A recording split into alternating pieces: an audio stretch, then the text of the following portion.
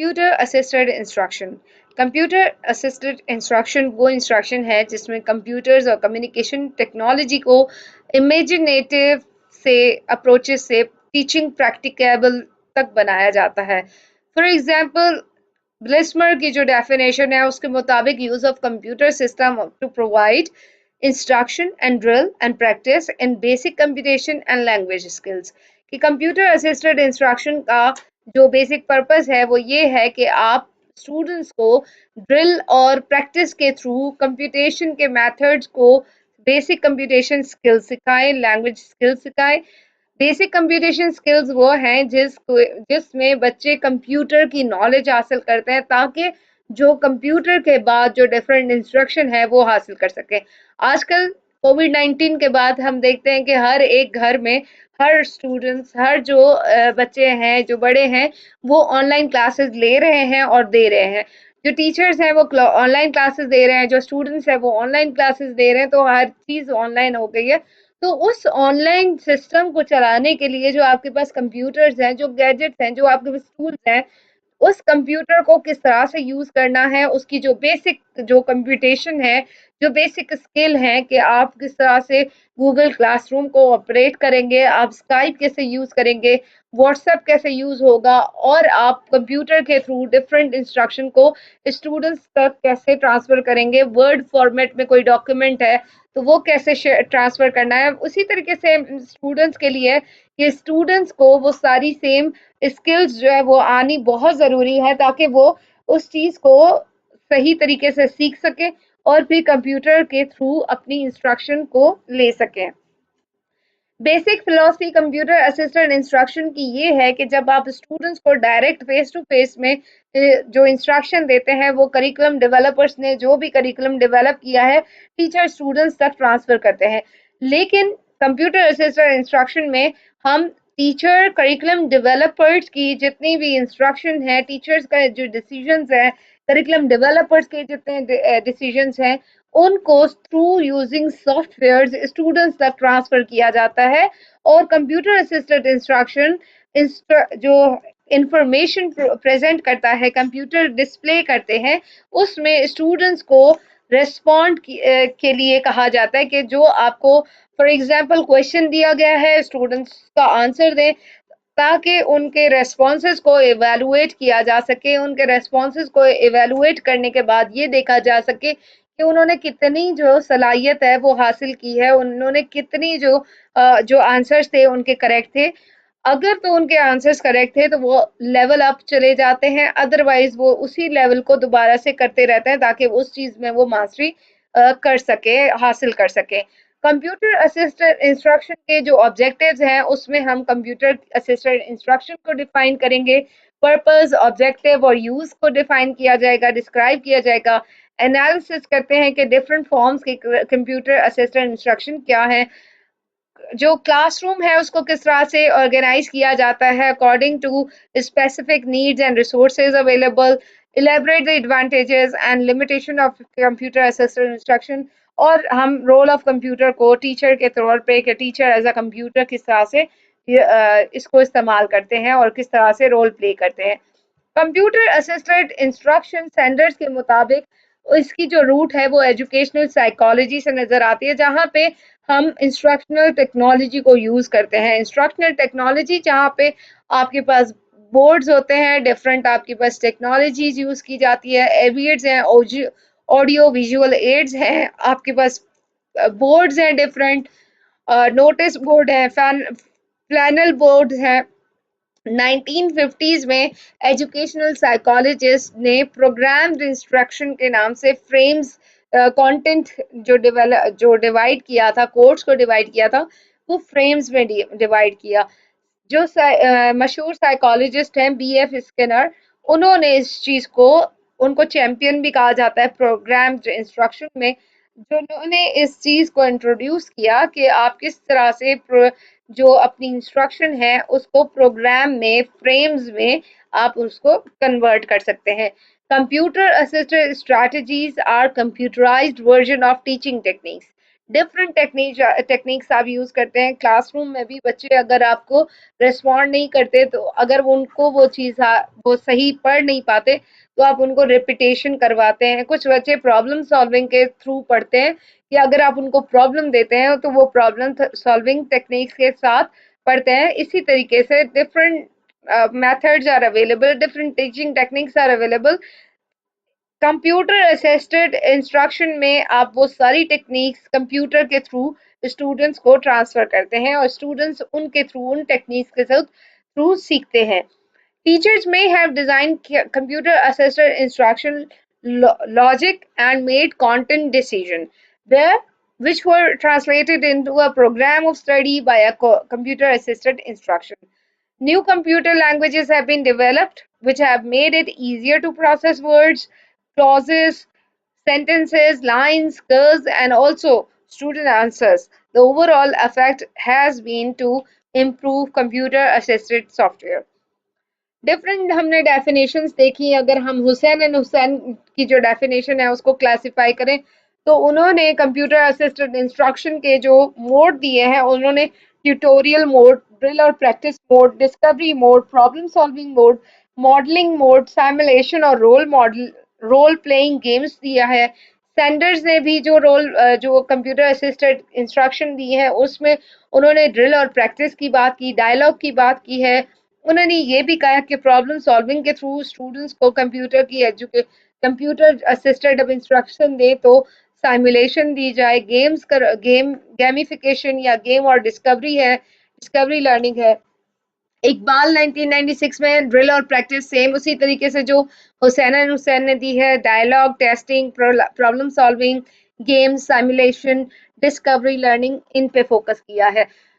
اب ہم تھوڑا سا اس کو ڈیٹیل میں دیکھتے ہیں کہ ڈرل اینڈ پریکٹس بیسکلی ہے کیا. Drill and practice soft where provide وہ کرتے ہیں کہ جس میں اسٹوڈنٹس کو ایک کام, فار ایگزامپل اسٹوڈنٹس کو ایک کام دیا جاتا ہے, ایک آئٹم پریزنٹ کیا جاتا ہے, وہ انگلش کے فار ایگزامپل اگر ہم ووکیبلری انہینس کرتے ہیں, مگوش جو جی آر ای کے لیے بہت زیادہ فیمس جو ایپ ہے جس میں اسٹوڈنٹس کو ووکیبلری دی جاتی ہے اور وہ 4 یا 5 جو ایم سی کیوز ہیں یا آپشنس دیے جاتے ہیں کہ پرٹیکولر ووکیبلری کا ان 5 آپشنس میں سے کریکٹ آنسر کتنا ہے. تو جو 20-50 جو کویشچنس دیے جاتے ہیں جو بیسک لیول پہ, جب وہ بچے اس لیول کو کراس کر جاتے ہیں, ان کے آنسر کریکٹ ہوتے ہیں تو وہ نیکسٹ اسٹیپ پہ چلے جاتے ہیں. اب یہاں پہ یہ ہوتا ہے کہ بہت سارے بچے اس چیز کو نہیں کر پاتے تو وہ اس کو دوبارہ سے ان کو وہ چیز ڈرل کے تھرو, پریکٹس کے تھرو ان کو کروائی جاتی ہے تاکہ وہ اس چیز میں ماسٹری حاصل کر سکیں. ڈرل اینڈ پریکٹس جو سینڈرز نے دی ہے ان کے مطابق divides a drill program into item selection, item delivery and record keeping. In presentation and tracking of drills, computer can work in detail and sophistication, which is very difficult to have by human tutor. اب ہم human Twitter کے مطابق اگر ہم یہ دیکھیں کہ being a teacher آپ کے لیے بہت ڈیفیکلٹ ہوگا کہ اگر ایک اسٹوڈنٹ نے یہ کہے کہ میں نے 20 کے 20 آنسرز کریکٹ دیے تھے, نیکسٹ ٹائم جب آپ ان سے وہی سوال پوچھیں اور آپ ان سے کہیں کہ نہیں آپ نے لاسٹ ٹائم 20 کریکٹ نہیں دیے تھے اور ان کے پاس بھی کوئی ایسا ایویڈنس نہیں ہے, اور بینگ اے ہیومن بینگ آپ کے پاس بھی اتنی زیادہ میموری نہیں ہے کہ آپ اس چیز کو سمجھ سکیں یا بتا سکیں. لیکن کمپیوٹر میں یہ ایبلٹی ہے کہ وہ آپ کی ریکارڈ کیپ کر سکتے ہیں, وہ آپ کے ریکارڈ کے ساتھ آپ کے لیے ڈفرنٹ جو آئٹمز ہیں وہ سلیکٹ کرتے ہیں کیونکہ ان کے پاس جو آئٹم بینک ہے وہ بہت زیادہ ہوتی ہے اور اس کو کس طرح سے آپ نے ڈیلیور کرنا ہے. کمپیوٹر اسسٹڈ انسٹرکشن میں ایک اور میتھڈ ہے جو کہ ڈائلاگ میتھڈ ہے. ڈائلاگ میتھڈ یہ ہے کہ جب آپ ٹیچر سے کویشچن کرتے ہیں, ٹیچر آپ کو آنسر کرتے ہیں. یہاں پہ اسٹوڈنٹ اور ٹیچر کا جو بیسک کانسیپٹ ہے وہ ایجوکیشن میں کمپیوٹر اسسٹڈ انسٹرکشن نے ٹیوٹر کے طور پہ کام کرنا اسٹارٹ کیا کہ جب بھی ہمیں کوئی اب پرابلم آتی ہے ہم کمپیوٹر میں گوگل کرتے ہیں اور وہاں پہ ایز اٹ از جو کویشچن ہے وہ وہاں پہ پٹ کرتے ہیں, اور اسٹوڈنٹس ٹیچر کے بجائے کمپیوٹر سے وہ کویشچن کرنا زیادہ پریفریبل سمجھتے ہیں کیونکہ ان کے پاس پھر بہت زیادہ واسٹ نالج آ جاتی ہے, ڈائیورسٹی آ جاتی ہے. ڈائلاگ کا جو فارم ہے وہ دو طرح سے ہے، ٹیٹوریل فارم ہے اور انکوائری ڈائلاگ ہے. انکوائری ڈائلاگ جس میں آپ کوشچنس پوچھتے ہیں اور آپ کو ڈفرینٹ اس سے ریلیٹڈ ریزلٹس آتے ہیں. ٹیٹوریل ڈائلاگز یہ ہیں جس طرح سے اگر آپ یوٹیوب میں اگر دیکھیں آپ کے پاس ڈفرینٹ ٹیٹوریلز ہیں، آپ اس کانسیپٹ کو سمجھنا چاہتے ہیں، اس کانسیپٹ سے related different videos are available, آپ ان کو لے سکتے ہیں. Biggest problem is analyzing the student answer because it is not possible to enlist all possible responses of the students. کہ اب آپ کمپیوٹر اسسٹنٹ انسٹرکشن کے جو جو ہمیں پرابلم نظر آتا ہے وہ اسٹوڈنٹس کے آنسر کو انالائز کرنا، کہ وہ ہم سمجھ نہیں پاتے کہ کس طرح سے ان کے پرابلمس کو انالائز کیا جا سکے. پرابلم سالونگ اسکل یا پرابلم سالونگ میتھڈ. میتھ اور سائنس میں ہم یہ پرابلم سالونگ میتھڈ کو بہت زیادہ فوکس کرتے ہیں کہ کس طرح سے بچے میتھ کے جو پرابلمز ہیں، سمز ہیں، ان کو کس طرح سے کریں گے.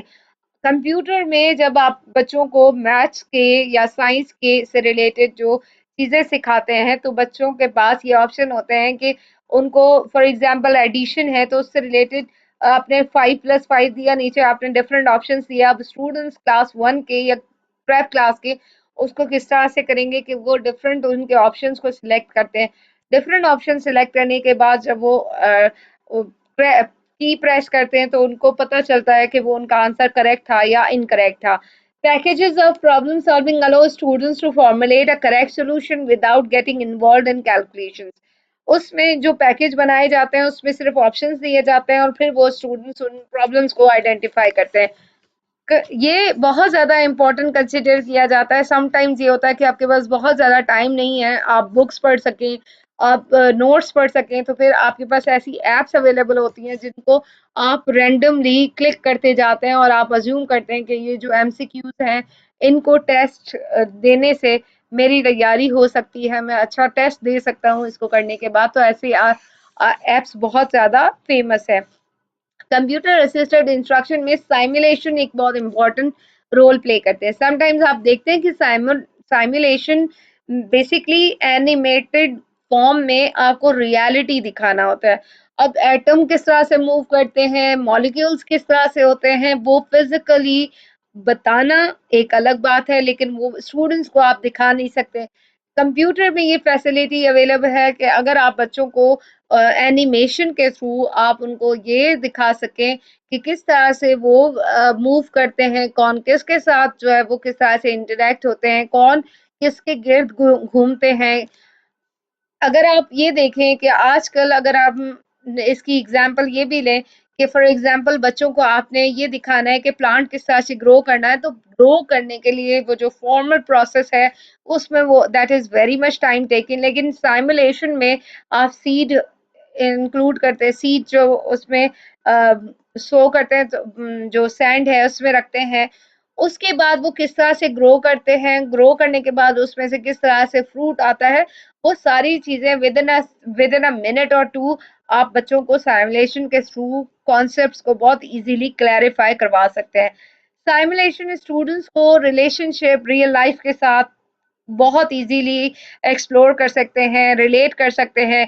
جو ٹائپس ہمیں نظر آتی ہیں سائمولیشن کی، اس میں ٹاسک پرفارمنس ہے سائمولیشن کی، سسٹم ماڈلنگ سائمولیشن ہے، ایکسپیرینس ہے، انکاؤنٹر سائمولیشن ہے.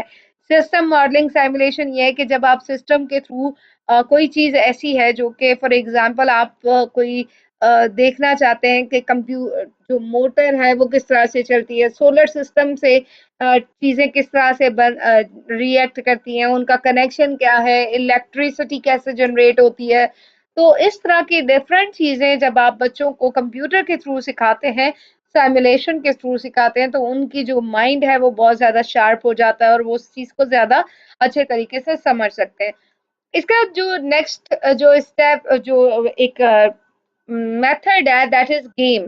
گیم میں آپ نے دیکھا ہوگا ڈفرینٹ آپ کے پاس ایپس اویلیبل ہیں جس میں بچوں کو گیمز دی جاتی ہیں، اور وہ گیمز یہ ہوتی ہیں کہ آپ بچوں کو فار ایگزامپل ان کا مائنڈ جو برین ہے اس کو شارپن کرنا چاہتے ہیں. اس برین کو شارپن کرنے کے لیے آپ کے پاس ڈفرینٹ ایپس اویلیبل ہیں. ان ایپس میں بچوں کو آپ اس طرح سے سکھاتے ہیں کہ بچے اس چیز کو برین ٹریننگ کے لیے یوز کرتے ہیں. کہ آپ نے ان سے یہ کہا کہ ڈسینڈنگ اور یا اسینڈنگ آرڈر میں آپ نے نمبرز ان کو دے دیے. اب وہ ببلز کچھ ہوتے ہیں جن کو وہ 30 to 1 جانا ہے. بچہ جب 30 کا ببل بلو کرے گا تو اس کے بعد ہی 29 آتا ہے، دین 28، 27، 26، اس طرح سے وہ بیکورڈ جاتے ہوئے 1 تک آتے ہیں. تو اس میں یہ ہوتا ہے کہ بچے کی جو مائنڈ ہے، جو برین ہے، وہ شارپ ہوتا ہے اور وہ اس کی جو ایبلٹی ہے وہ زیادہ گرو کرتی ہے. یہ آئیڈینٹیفائی کرتے ہیں کہ آپ انسٹرکشنل ویلیوز کس طرح سے to identify and select games with instructional value is not an easy task. وہ اس لیے ایزی ٹاسک نہیں ہے کہ سم ٹائمز ہمیں جو چیزیں ایزی لگ رہی ہوتی ہیں وہ مے بی اسٹوڈنٹس کے لیے بہت ڈیفیکلٹ ہو، اور سم ٹائمز یہ بہت سائیکالوجسٹ کو کنسیڈر کرتے ہوئے، ایجوکیشنسٹ کو کنسیڈر کرتے ہوئے گیمز ڈیولپ کی جاتی ہیں، بنائی جاتی ہیں. گیمز سم ٹائمز کوآپریشن کے لیے بھی ہوتی ہیں اور سم ٹائمز جو ہے وہ کمپٹیشن کے لیے. کوآپریشن یہ ہے کہ اگر آپ کسی دوسرے کے ساتھ کوآپریٹ کرتے ہوئے دو یوزرز ہیں وہ ایز اے ٹیم اس چیز کو لے کے چلتے ہیں تاکہ اس ٹاسک کو کمپلیٹ کر سکے. ڈسکوری لرننگ جو کہ آپ کو فاسٹر کرتی ہے کہ آپ کس طرح سے اپنی جو اسٹوڈنٹس کی جو کریوسٹی ہے، جو ان کی جو انفارمیشن ہے، اس کو کس طرح سے انسائٹلی آپ اس کو لیتے ہیں، آپ کوشچن کرتے ہیں، آپ ان میں سے جو انفارمیشن ہے اس کو کس طرح سے ڈائریکٹ کرتے ہیں. اس میں آپ کو نالج ٹرائل اینڈ ایرر کے بیس پہ ملتی ہے کہ بچے ایک بار ٹرائی کرتے ہیں، وہ سکسیسفل نہیں ہوتے، ایرر کرتے ہیں، ناکام ہو جاتے ہیں، پھر ٹرائی کرتے ہیں. فار ایگزامپل میتھمیٹکس کے سمز ہیں وہ نہیں کر پاتے، لیکن سم ٹائمز جیسے اگر آپ نے ان کو سمپلی اگر ان کو ڈویژن، ملٹیپلیکیشن، ایڈیشن، اور آپ نے ان کو ڈویژن کے ساتھ، ملٹیپلیکیشن کے ساتھ، سبٹریکشن کے ساتھ آپ ان کو دے دیتے ہیں تو وہ چاروں اسٹیپس کو کس طرح سے کرنا ہے. لیکن آپ نے جب ان کو وہ کانسیپٹ دیا کہ آپ اس کو بورڈ ماس کے ساتھ کر دیں تو بورڈ ماس میں آپ ان کو یہ ٹیکنیک بتاتے ہیں کہ آپ نے کس طرح سے اس چیز کو سم اپ کرنا ہے، آپ نے سولوشن کی طرف لے کر آنا ہے. تو ڈسکوری جو موڈ ہے وہ پرنسپل ہے جس میں اسٹوڈنٹس ڈفرینٹ چیزوں کو چوز کرتے ہیں، ڈفرینٹ چیزوں میں اپنی اپلیکیشن کے تھرو، اپنی ایگزامپلس کے تھرو چیزوں کو سیکھتے ہیں. ہم اس سے ریلیٹڈ ڈفرینٹ ابھی اور بھی ڈیٹیلز ہیں کہ کمپیوٹر اسسٹڈ انسٹرکشن کی کلاس روم کس طرح سے ہونی چاہیے، وہ ہم اپنی نیکسٹ ویڈیو میں آپ کو شیئر کریں گے. Thank you.